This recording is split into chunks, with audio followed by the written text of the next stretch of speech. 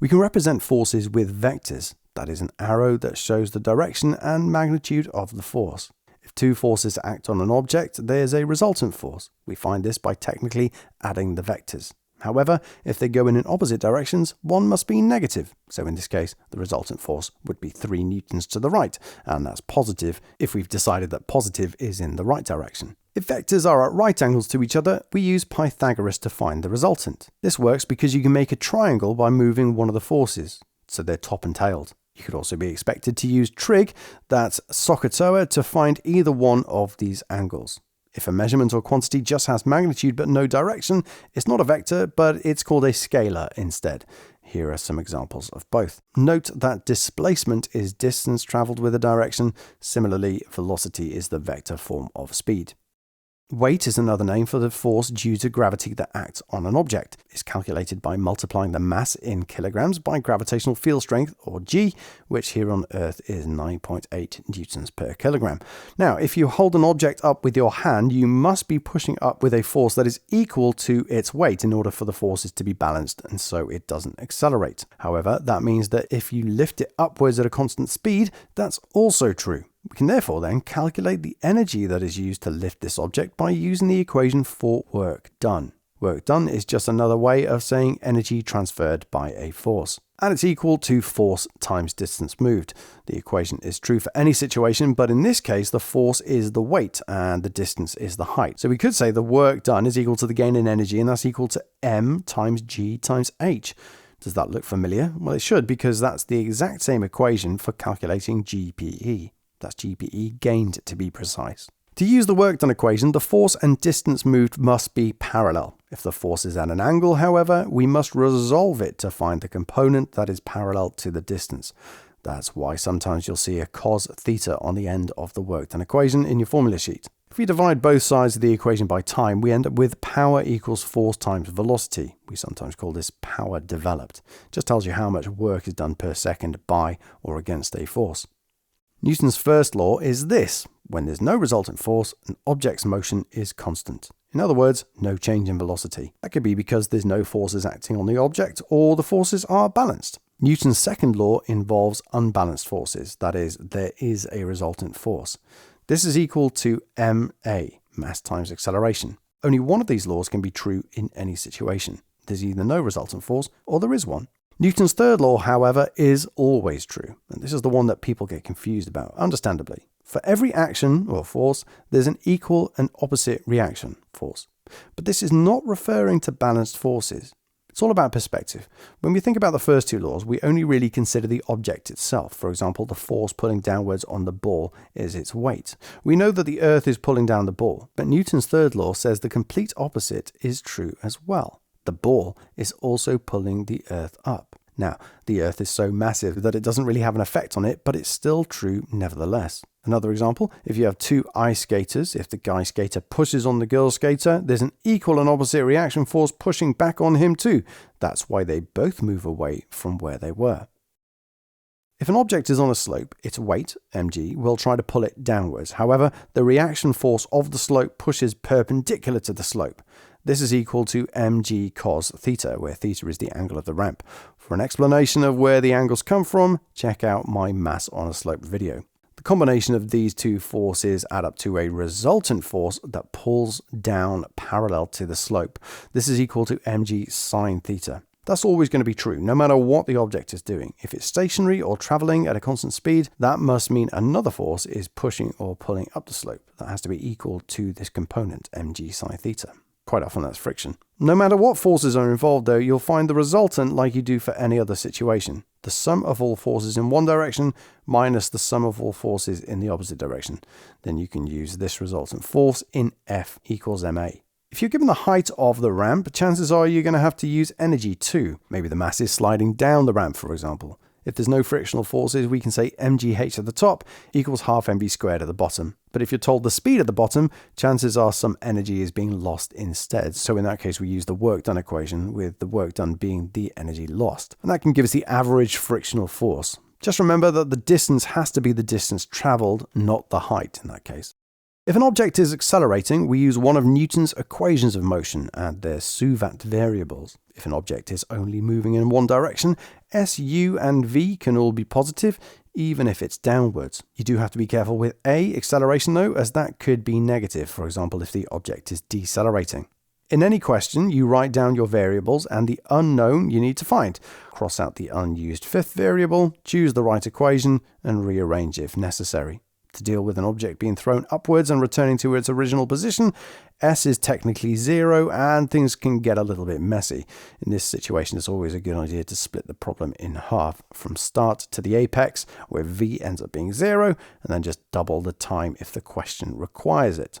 For objects being fired horizontally off the edge of something, say a cliff, you split the problem into vertical and horizontal. Use SUVAT for vertical motion, where U is 0, as the initial speed it's traveling with is only horizontal. A is equal to G, that's 9.81, and S is the height it falls. Chances are you're going to use S equals UT plus half AT squared. UT disappears because U is 0.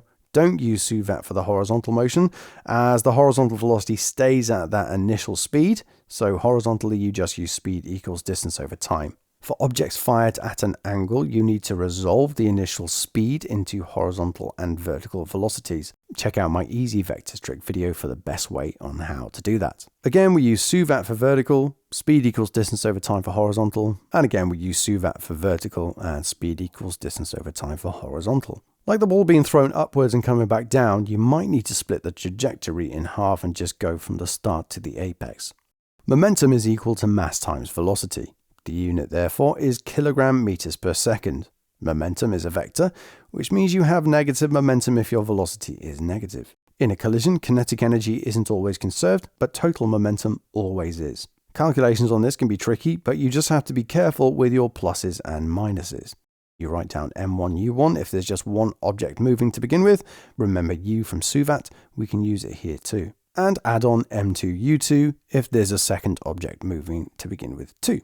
This then is the total momentum before the collision, before the event. This could also be 0 if nothing's moving to begin with, say a cannon about to fire. Then all we have to say is that this is equal to the total momentum afterwards, M1v1 for one object, plus M2v2 if there's a second object moving too. If they've coupled together, we just say M times V, where M is the total mass of the two. Then all you have to do is pop your numbers in, making sure that everything traveling to the left, say, has a negative velocity, and you'll be left with one unknown. Rearrange to find it. Incidentally, in the case of the cannon, as there's 0 total momentum before, the same must be true after as well. Even though the cannonball is moving, that must mean the cannon has the same momentum as the cannonball, but in the opposite direction, so they still add up to 0. This is an example of recoil. One last and very important example is rebound. When an object or particle collides with an object that essentially doesn't move, say a wall, it will rebound with the same speed, but in the opposite direction. That's not a 0 change in momentum though, as momentum is a vector. If its initial momentum is mu, where u is the initial velocity, then the change in momentum, also known as impulse, will be minus 2 mu. Of course, total energy is always conserved too, that's just fundamentally true, but some of that will likely be lost to the surroundings as heat and sound, etc. Total kinetic energy is very rarely conserved as a result. We call such collisions inelastic, like two plasticine balls smushing into each other. There's no kinetic energy afterwards, so that's as inelastic as you can get. If the conditions and the objects are just right though, you can get collisions where the total kinetic energy is conserved in theory. These are elastic collisions.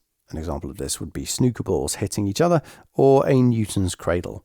Force and momentum are closely linked. Newton's second law says that F equals ma, but we also know that A is equal to delta V over t. But actually it's also true that force is equal to change in momentum over time, or we can say the rate of change of momentum. That's why the alternative unit for momentum is Newton's seconds. If you draw a graph to show how the force acting on an object changes over time, the area under the graph gives us the impulse, the change in momentum.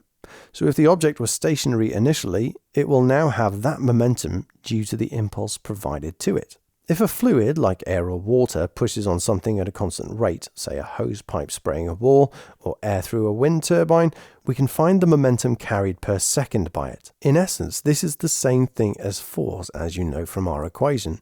Units are your friends here, as you won't be given an equation for this. So let's take F equals delta mv over t, but instead of swapping v over t for acceleration, we split it into m over t times v. M over T is the mass in kilograms moving per second, but you'll more likely be given the density of the fluid instead and the cross-sectional area that it's moving through. So mass is equal to density times volume, and volume is equal to area times length. Length over time gives you speed, so the most useful equation for this is F equals rho AV squared.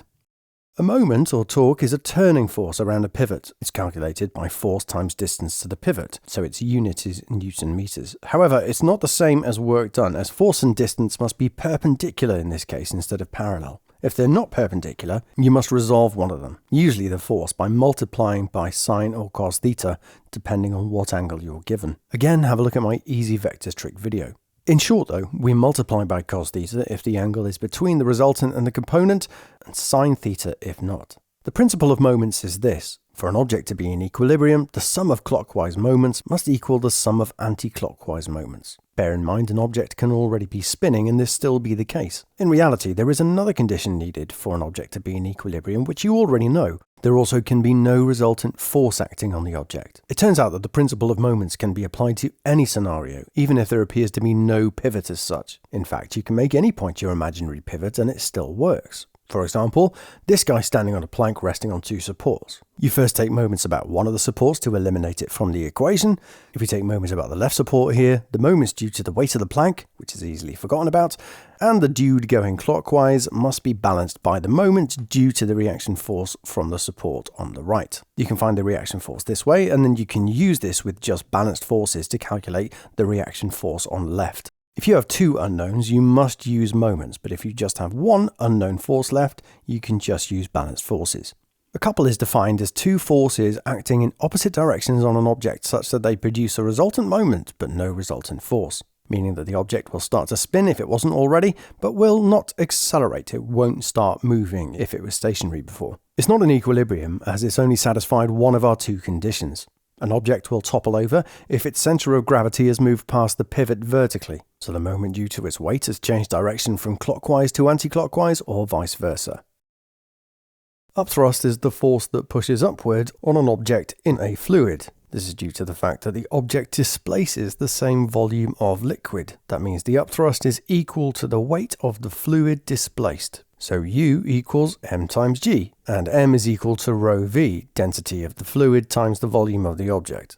Of course, the weight of the object also pulls downward, so the resultant force is one minus the other, which can then be used in Newton's second law. If the object is moving, however, there will be drag pushing in the opposite direction to its velocity, which also must be taken into consideration when finding the resultant force. Forces can also deform an object. If you pull on a spring that is fixed at one end, it will stretch or extend. Hooke's law states that F equals Ke, or K delta L, or Kx. That's force equals spring constant, sometimes called stiffness, times extension. The unit for spring constant is newtons per meter, at least it is if extension is in meters. This works for any object that stretches elastically, that is, returns to its original shape and length once the force is removed. It can also be true if an object is compressed instead. The area under the graph gives you the work done on the spring and therefore the elastic potential energy stored in the spring. If you attach two springs end to end, we might say in series, they stretch twice as far with the same force, meaning the equivalent spring constant must be half what it is for one of the springs. Side by side, in parallel, and the opposite is true. Even if not a spring, materials can still be stretched or compressed. They can be deformed with a force. Stress is basically pressure, it's force per unit area. So newtons per meter squared, also called pascals. Strain is just a ratio of extension to original length. Drawing a graph of stress against strain will likely give you a proportional relationship, at least to begin with. The gradient of this graph gives us the Young modulus, which is unique to every material. As strain doesn't have a unit, the Young modulus is also measured in pascals. Replacing stress and strain with their own equations, the full version of the equation for E is FL over A delta L, or X or E, depending on what you use for your extension. Area is proportional to d squared, as area is equal to pi d squared over 4. That means if you double the diameter, the extension quarters. Add even more force, and the graph will start to curve though. We've gone past the limit of proportionality. We can't use Young's modulus past this point.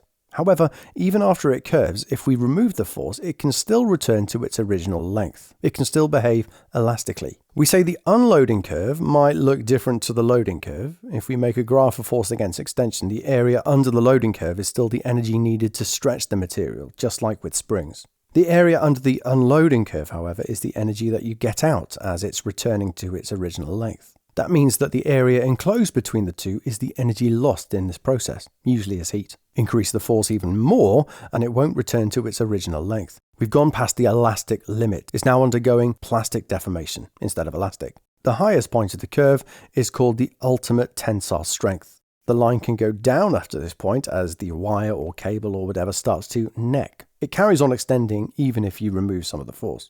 A ductile material like copper will have a large plastic region, whereas a brittle material generally has a high Young modulus and suddenly snaps.